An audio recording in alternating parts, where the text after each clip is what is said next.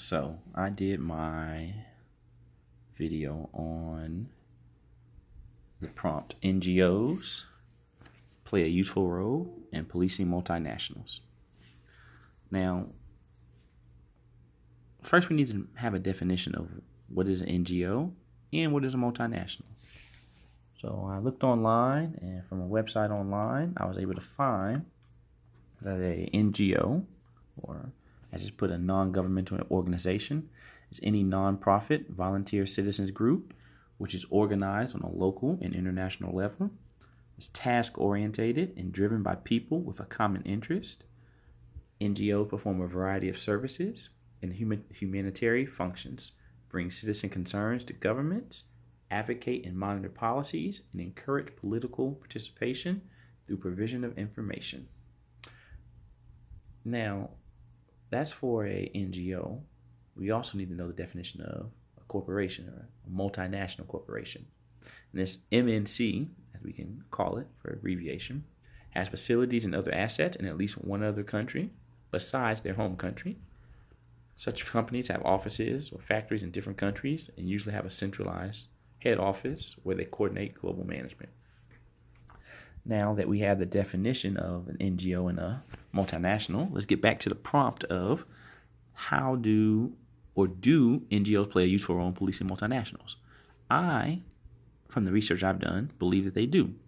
And the two reasons I believe that is for advocacy through the government and using the government to change laws that affect the companies that will bring about the changes that the NGOs want, or through something called irregular competition, where some companies actually view NGOs as a market competitor because the actions of the NGO actually affect what the share or the market share that multinational company will have.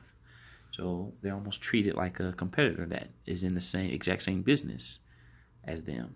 For instance, if you thought of McDonald's, a competitor would be Burger King. And so an NGO that dealt with human cruelty, animal cruelty, they would be considered by McDonald's, if the NGO was targeting McDonald's, almost as a competitor of them. So the reason why I chose those two is because as I was doing my research, I found that citizens in government actually can play a large role in these multinational companies. Because, like for instance, if you had a large company that wanted to come into a new developing country, India, Brazil, Nigeria, one of these big emerging markets, an NGO might already be established in that area, and they might want certain benefits, certain rules to be upheld by this new company coming in. And as we know, the companies are typically very powerful if they have enough money to place new facilities in different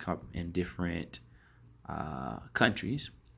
So one way that the NGOs could actually fight back would be to police them through governmental power, using the power of their vote and the vote of lobbying, or using their power of their vote through either lobbying the politicians financially, or actually getting the citizen vote out to elect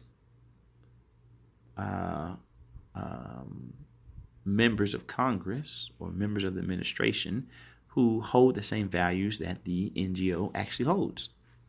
So when I was looking through the advocacy, a couple things came up. And one of those was, when they talk about advocacy, they say the definition of advocacy is the art of arguing on behalf of a particular issue, ideal, or person. Individuals, organizations, business, and governments can engage in advocacy. For advocacy organizations which endeavor to voice their message out to the public, government, and other interested parties to affect and impact policy change and political developments. Now, as I was looking through how advocacy works, I I saw that they could actually, that was one way they could do it. The second way I found is through what I was talking about earlier with this irregular competition, of how some of these multinational companies view the NGOs, or some of the more aggressive NGOs, as market competitors, because that's really the crux of the matter for the multinational corporation. Is there's two different ways that they can fight against the NGO. They can, one, either bring the NGO into their company, maybe as a consultant, or hire them directly to try to help with their corporate social responsibility, so that they could get the positive feedback of what are the ideas that you guys are actually wanting to implement, and help us implement those. And they get the positive feedback from the public by the public thinking, hey, they're doing the responsible thing to help the environment, help the cause, help the issues that are important to this NGO. Now, the second type of way that NGOs can police multinationals, that's more in tune with the irregular competition, would be through aggressively against the multinational. So you can do that through internet campaigns, through picketing, through strikes, through direct action that can actually affect the bottom line of those multinational companies.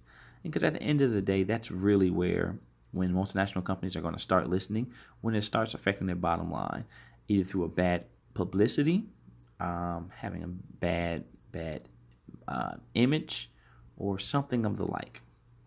So, in conclusion, those are the two ways that I think that NGOs actually can police multinationals.